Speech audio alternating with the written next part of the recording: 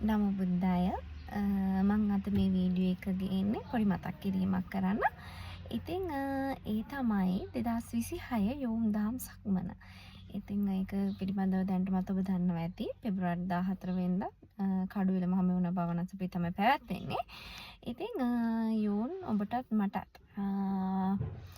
ගැටළු වලට හොඳම තැනක් විදියට තෝරගන්න පුළුවන් හොඳම තැන තමයි යෝම් දහම් සක්මන. ඉතින් වසරකට එක සැරයක් අපේ පින්වත් ස්වාමීන් වහන්සේලා විසින් ඉදිරිපත් වෙනවා අපිට තියෙන ගැටලු निराකරණය කරගන්න අවස්ථාවක් ලබා දීලා තියෙනවා. ඉතින් ඒක තමයි යෝන් දහම් සක්මන.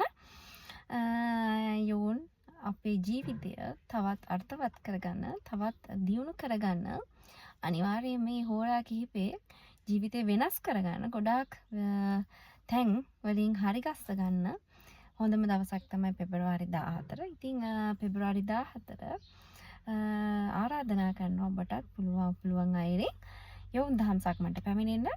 කඩුවෙල මහමෙවුනා භාවනාසභාවේ තමයි පැවැත්වෙන්නේ. ඉතින් සවස් 1ට තමයි පටන් ගැනීම සිද්ධ වෙන්නේ. ඉතින් අනිවාර්යයෙන්ම මතක් කරනවා. ඉතින් පෙබරවාරි 14ට අනිවාර්යයෙන්ම කඩුවෙල මහමෙවුනා භාවනාසභාවට පැමිණෙන්න. ඉතින් ඔබ හැම දිනාටම තෙරුවන් සරණයි. නමෝ බුද්දාය.